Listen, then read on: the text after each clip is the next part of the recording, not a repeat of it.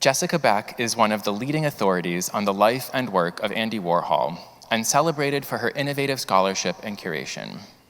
She lives in Los Angeles and is currently a director at Gagosian Gallery, Beverly Hills, where she engages with Warhol's legacy through writing, speaking, and curatorial projects. I'm sad we can't greet you in person today, Jessica, as planned, but thank you for joining us remotely. As the chief curator at the Andy Warhol Museum in Pittsburgh, Beck was instrumental in reaching new audiences by enlivening the permanent collection and curating exhibitions with contemporary artists. During her 8-year tenure at the museum, she pioneered original scholarship on Warhol in exhibitions such as Andy Warhol, My Perfect Body, and Marisol and Warhol Take New York. Beck has presented the debut solo exhibitions for contemporary artists, including Devin Shimoyama and Firele Baez. If you watched the Netflix series The Andy Warhol Diaries, you'll recall Beck's many cameos in it. Given the amount of ink spilled over Andy Warhol's life and work, it is striking how few scholars have written about Warhol's Christian faith, his fear of HIV, and his partner's AIDS-related death. As I wrote the labels for the works in the exhibition by Warhol, the only scholarship I could find on the overlap of AIDS and Warhol's Christianity was Beck's sensitively and beautifully written work on this topic. This research appears in the Whitney Museum's 2018 Warhol exhibition catalog, among other places. Her talk today is titled Warhol's Confession, Love, Faith, AIDS. Please join me in welcoming Jessica Beck. Hi, everyone. Good morning. Sam, thank you so much. What a beautiful introduction, and what a beautiful introduction to your show. And it sounds like you had an incredible series of programs, really activated a community engagement, and it's such an important topic. And I think, you know, as you outlined, now that we've all lived, again, another kind of health crisis recently with COVID, we've all had more access to understanding sort of public loss, public grief. So I'm going to speak on and read this text that I first wrote actually for the Gagosian Quarterly, a magazine with the gallery, back in 2017. And a lot of this research on Warhol and his Catholicism and sort of the tensions between his Catholicism and sexuality started in 2016 with a exhibition I did in Pittsburgh called Andy Warhol, My Perfect Body. And I had this opportunity to write on Warhol's 60 Last Suppers, a large painting that he did in 1986 for Gagosian in Milan, and put together this research. For the first time, started thinking about his partner, John Gould, his late boyfriend that he dated for 4 years, closer to the end of his life, who had died of AIDS at the age of 33. And no one had ever spoken about John Gould. So as Sam pointed out, there really isn't a lot of research and literature on this topic, considering, the volume of writing on Warhol's life and career. So I'm going to get started and read the text, and then kind of just go through images and then take questions at the end. And, we can have a bit of a conversation about Warhol. And I'm sorry again that I can't join all of you today, but thank you for accommodating everything over Zoom. It's sort of one of the gifts of post-pandemic life that we're all able to do these remote situations. So, okay. So Warhol's Confession, Love, Loss, and AIDS. I've got these desperate feelings that nothing means anything, and then I decided that I should try to fall in love, and that's what I'm doing now with John Gould, but then it's just too hard. Warhol's diary entry from 1981. In the final decade of his life, Andy Warhol returned with gusto to painting, working freehand on a dramatic scale. Sealing his place within the canon, he spent this period engaging contemporary issues of technology and politics while also making copies after the masters, Botticelli, De Chirico, and Raphael. But none of these subjects could compare in number to the more than 100 paintings in Warhol's Last Supper series produced between 1984 and 1986. The dilemma with the current literature on these paintings is that it often makes little reference, and in some cases no reference at all, to the major crisis affecting Warhol's community at the time of their completion, the AIDS epidemic. The ambiguity in the literature on Warhol's subject matter in the last decade of his career stems in part from the conflict between his Catholic faith and his homosexuality. This tension is often ignored in discussions of the work, with the result that the paintings appear one-dimensional. Once these issues are brought to the forefront, a broad discussion of morality and salvation can emerge as the crux of the Last Supper paintings. In 1984, the art dealer Alexander Yolas, an Egyptian-born former ballet dancer and an eccentric collector of surrealist and other early modernist art, commissioned Warhol to create a series of paintings and prints based on Leonardo's iconic Last Supper. Warhol's final exhibition during his lifetime, Warhol Iconocula, let me go here, featured 22 of these works and was staged in 1987 in the refectory of Milan's Palazzo della Stellina, which then housed the bank Credito Valentinese. The venue was selected for its proximity to Leonardo's masterwork, which was painted in 1495 to 1498, just across the street in the refectory of the Dominican cloister Santa Maria delle Grazie. While only 24 works were exhibited at the opening, Warhol had spent 2 years, most of 1985 and 86, producing over 100 additional renditions of the Last Supper. The commission, the last of his career, became a near obsession for him. In prophetic fashion, these images of the eve of Christ's crucifixion marked the end of Warhol's own career and indeed his life. Just a month after returning to New York from the opening in Milan, he was admitted to the hospital for gallbladder surgery and died. The materials Warhol produced in relation to the Last Supper are remarkable for their quantity and their diversity, including works on paper, large-scale paintings, and even sculpture. So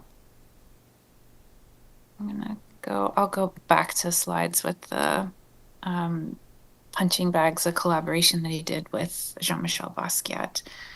So within the series, 2 distinct styles emerged. One that stayed true to Leonardo's original by screen printing the source image on canvas, and the other departing from it by combining hand-painted images of Christ with commercial brand logos and text pulled from newspaper headlines and advertisements. Ultimately, both versions present commentaries on suffering, one through repetition, the other through signs and symbols. Few works of art are as celebrated and studied as the Last Supper. Go here. Yet the original, as Leonardo executed it on the refectory wall, has not existed for 500 years. Painted with an experimental technique on dry plaster, the image began to deteriorate within a few years after its completion. Shifting trends in conservation and decades of painstaking repair have only succeeded in salvaging select details. Yet time has not muted the emotional vibrancy of the disciples or the complexity of the perspective lines and dueling gestures among the figure's hands and feet, which symbolically point within and beyond the pictorial field. No matter how faded by age, these elements continue to perplex and inspire art enthusiasts and scholars worldwide. Art historian Leo Steinberg contended that the strength of Leonardo's masterwork lies in its inherent duplicity.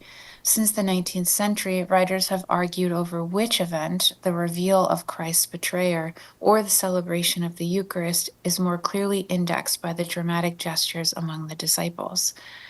Adding to the sustained interest in the work is the way it's studied, often from copies, engravings, and other reproductions that have varied over time as the original has deteriorated. Leonardo's Last Supper is a kind of meaning machine. Although Warhol's 60 Last Suppers from 1986 was not exhibited at the Palazzo, it is one of his strongest assessments of this multiplicity of meaning at work in Leonardo's original. This is the 60 Last Suppers painting. 60 Last Suppers is a modern image that oscillates between flatness and illusionistic depth, ideas that lie at the heart of Renaissance painting. This monumental work is dramatically rendered in stark black and white, taking as his source the Cyclopedia of Painters' Paintings, first published in 1885. Warhol screen printed the book's facsimile of an earlier engraving of the Last Supper in a highly structured grid 60 times across the canvas. In this way, he looked to the source. His process here wouldn't have been dissimilar from that of scholars and enthusiasts before him. Many celebrated writers of the Enlightenment, for example, such as Goethe, based their study on an engraving created in 1800 by Raphael Morgan, a copy that left out the symbolic wine glass under Christ's right hand. So here is Warhol's source material taped to a piece of cardboard. And then here is a close-up of his pink Last Supper, and you can see the wine glass, Christ gesturing, and it's not there. Warhol, who worked throughout his entire career with reproductions as source material, understood the inevitable loss or change of meaning in the facsimile. He also understood how a reproduction can exist in suspended time. By the 1980s, he had fully embraced contemporary media, television, photography, even the Amiga computer, and he had launched his own television show, Warhol TV, which aired from 1980 to 1982. Culture as mediated experience is the appropriate lens through which to view the 60 Last Suppers, with its abutting black and white rectangles that look like stacks of miniature television screens. The details of Leonardo's image fade between shadows. These were only the latest episodes in Warhol's sustained engagement with modern media, which started in the 1960s with his Death and Disaster series. Before he was referencing television, as in the 60 Last Suppers, he was creating paintings that mirrored the 16mm film strip. So this is a close-up. In late 62 through 63, Warhol created some of his most celebrated works, the Death and Disaster paintings of suicides, car accidents copied from periodicals such as Newsweek and Life. For a suicide painting completed in 1947 white, Warhol sourced a life photo by Robert Wiles of a young woman, Evelyn McKaylee, a 23-year-old model who had leapt to her death from the 86th floor of the Empire State Building. The young beauty landed on the roof of a limousine where the vehicle's twisted metal perfectly cradled her fall, leaving her body miraculously unmarked and her posture frozen like a sleeping beauty. Warhol printed this image in an overlapping sequence that mirrors the shape and structure of the film strip. The repetition and movement in works like this one heighten and confuse the trauma of the original image. The victims take on saint-like qualities as their suffering becomes beautiful. By contrast, in 60 Last Supper, the image is less distorted and the squares seem more aligned with the cube of a television screen than with a strip of a 16mm film. In 1947 white, Warhol overlapped the frames of the silkscreen and created movement by printing the image from light to dark. Go back. A visual effect that mirrored the flicker and motion of the film strip. The grid in 60 Last Suppers is clean, without blur or overlap, and the dark shadows give the image a soft glow, echoing that of a television screen. The repetition here is static, locking the image in time. And the moment, however, at which these images were frozen was indeed one of public suffering for the homosexual body. Branded in the media as the primary bearer of AIDS, the gay male became a symbol of moral and physical decay. AIDS in these years was presented both to show the authority of clinical medicine, with its doctors working to find a cure, and to warn of the perils of sexual deviance, the lesions of the sarcoma that often accompanied the syndrome operating as a visible stigmata of guilt.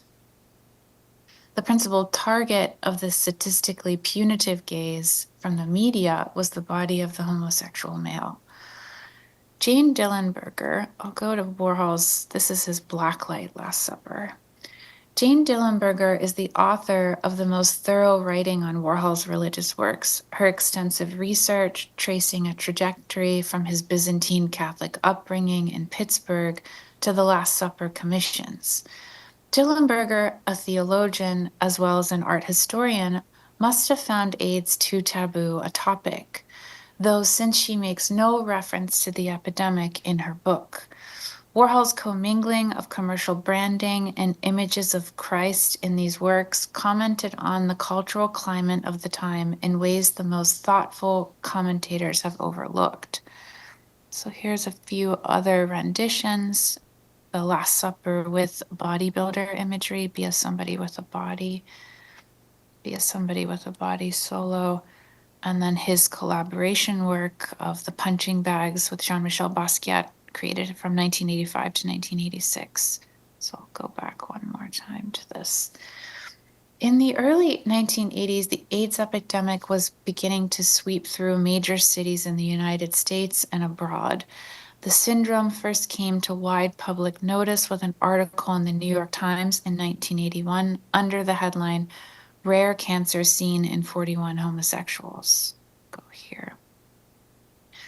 Which shared reports from doctors in New York and San Francisco who were diagnosing homosexual men with a rapidly fatal form of cancer. Out of the 41 patients tested, 8 died less than 24 months after the diagnosis. Panic and anxiety spread quickly within the homosexual community, and the term gay cancer was adopted to describe the disease.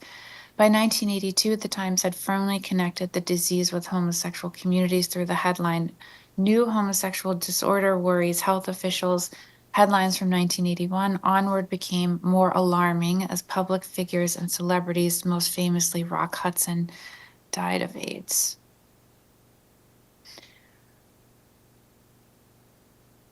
Warhol's first reference to gay cancer in his diaries came in February 6, 1982, not even a year after the New York Times article in reference to Joe McDonald, a male model whom he had photographed in the 1970s and who died of AIDS in 1983. Warhol recounts, I went to Jane Callie's place at 810 Fifth Avenue where she was having a birthday party for her son Charlie. Joe McDonald was there, but I didn't want to be near him or talk to him because he had just had gay cancer. I talked to his brother's wife. Just a few months later, he referenced the New York Times directly in an entry from Tuesday, May 11th, 1982. Just going to take a sip of water. The New York Times had a big article about gay cancer, how they don't know what to do with it, that it's epidemic proportions, that they say these kids who have it all the time have it in their semen, and they've already had it in every kind of disease there is, hepatitis 1, 2, and 3, and mononucleosis. And I'm worried that I could get it by drinking out of the same glass or just being around these kids who go to the baths. In each of these references to gay cancer in the Andy Warhol diaries, Warhol expresses fear of contracting the disease from the most casual of encounters, and the underlying tone of his remarks is loaded with judgment. Warhol's anxiety about health and illness had started during his youth with an early onset of St. Vitus's dance, but it peaked in the 1980s with the growth of public paranoia over AIDS and the targeting of homosexual men. The work starts to reflect these worries as bodybuilder imagery, which I had here, is juxtaposed with benevolent images of Christ, the same Christ from the Last Supper works. Given Warhol's phobia over disease and illness, it is easy to imagine the shock he would have felt in 1984 when he found out that his boyfriend, John Gould, his last long-term relationship, had been admitted to the hospital with pneumonia. By 1986, Gould had died from AIDS at the age of 33. This is Warhol's The Last Supper, the Big C, which I go into more extensively in the Whitney essay. It was a bit too long to read for the 25-minute time cap on this talk today. And this is the source collage in the archives of the Andy Warhol Museum.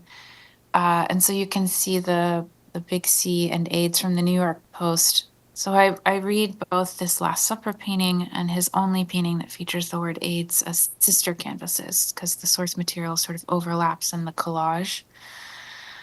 So here's John.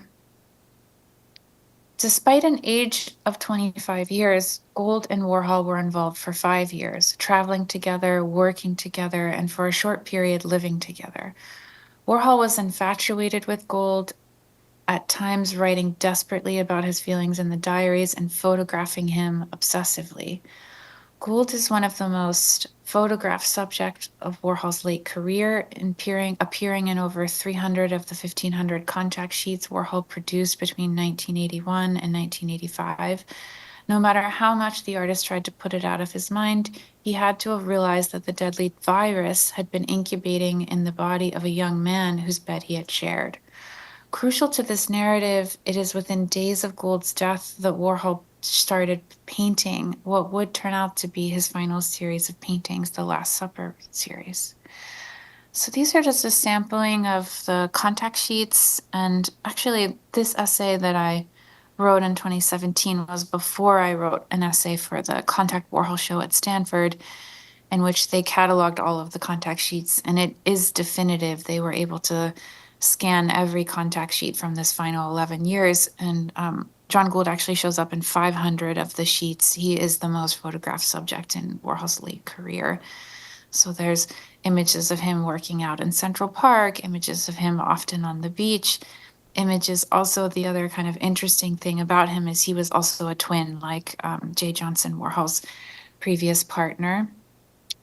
I love this image of the two of them together because they couldn't appear more different. So, given the socio-political climate in which Warhol was producing these paintings, and taking into account his private relationships, it is confounding that the link between the AIDS epidemic, and the Last Supper series remains tangential in the current literature. In paintings like The Last Supper, The Big C, Warhol both flaunts and conceals a connection to AIDS. Hand-painted via a projection process, like his Campbell's Soups from 61 to 62, The Last Supper leaves parts of the canvas unfinished. The figure of Christ appears 4 times, while hands appear repeatedly. Thomas's finger pointing to the sky, intimating that heaven knows that he is free of guilt, appears prominently next to the eye of the Wise potato chip logo. So you can see, I don't know if you can see my cursor, but right here. Pulled from the New York Post headlines, the phrase "the big C" is centered under Christ's face on the lower left portion of the canvas. Dillenberger asserts that the big C references Warhol's fear of cancer, a conservative account that presents only half the story. The source material for this painting in the archives of the Andy Warhol Museum is a collage made up of headlines from the New York Post, motorcycle ads, and clippings reading "The Big C and AIDS" cut from the front page article in the Post. Warhol ultimately left out the AIDS headline while keeping the more covert "The Big C," but given the direct references to gay cancer in his diaries, it becomes clear that this image of Christ was connected for him to the rapid rate of which people were dying around him. The Big C was synonymous with AIDS. The image of Christ offering his flesh in the Eucharist was a symbol of salvation during a time of heightened suffering, an unusually personal and emotional image for Warhol. By 1987, the year he debuted his Last Supper paintings, AIDS had become an uncomfortably common occurrence in his circle of friends and colleagues. Jolas, the gallerist who gave him both his first exhibition in New York in 1952 and his last one, Warhol Iconocula in Milan in 1987, died of AIDS just 5 months after the opening of his final show. In January of that year, when the show opened, Jolas was in the advanced stages of the disease and was relegated to a sanatorium during the opening. While Warhol surely must have felt that the disease was surrounding him. So here is his last. More than a demonstration of reverence for Leonardo's masterwork or even an unveiling of his Catholic faith, Warhol's Last Supper paintings are a confession of the conflict he felt between his faith and his sexuality, and ultimately a plea for salvation during the mass suffering of the homosexual community during the AIDS crisis. AIDS had generated a new way to brand the bodies of homosexual men as symbols of moral decay, targets for both fear and punishment. In this perspective, these paintings can be understood as some of the most personal and revealing works of Warhol's career. Just as a bit of a coda as well, because this show focuses so much on the activism, and I go more into this in the Whitney essay, which is more extensive. I also kind of flesh out some of the quotes of Warhol talking about John Gould in the diaries. Also, the kind of a discussion of how John is, how his HIV, his illness was revealed in the diaries is actually an editor note from Pat Hackett. And it's quite unforgiving of an editor's note. But the other kind of important thing I think to realize during this whole period is that the activism that started around the AIDS epidemic happens after Warhol's death. So in March of 1987, just a month after Warhol's death, Larry Kramer founded the AIDS Coalition to Unleash Power, ACT UP. A year later, Douglas Crimp published AIDS Cultural Analysis, Cultural Activism, a special issue of the journal October, while artists collective like Grand Fury fought to reposition the spectacle of AIDS from associations of isolation and shame to assertions of strength and community. Warhol's hand-painted religious works created just before this period of activism and resistance went unshown during his lifetime and were crafted in his studio without the direction of a commission or a gallery show. The scholarly discourse that has positioned his work as a failure in the face of the AIDS crisis results in part from insufficient research and more still from a dismissal of the complexities of the artist's lived experience as both a homosexual and a Byzantine Catholic, and of the deep conflicts the deep conflicts visible in his work between illness and physical perfection. So that's the kind of writing, the original writing that I did on this topic. And I wanted to stick exactly to time, and it is exactly 8:25 or 11:25 for all of you, at 25 minutes. But, I've had, it's just been interesting to kind of take a moment to reflect on all of this too, and just to think about this perspective that I've often wanted to take with Warhol is to kind of think deeper about his lived experience. And that's what all of this research was attempting to do, to think not just about this commission in isolation as a commission project with Alexander Yolas for this project in Milan, but to also think what's going on in Warhol's personal and professional life, what's happening to his world in New York, what's happening to him on a deeper level, and to kind of give these paintings, especially this hand-painted series, which people often dismiss in scholarship of his work, to kind of really flesh out all of these ideas and the complexities of this work. And also really interestingly, since I've worked on all of this, I've also gotten into a lot of research about Basquiat, and it's so interesting to think too about their collaborations. And Basquiat puts so much personal content into his painting practice.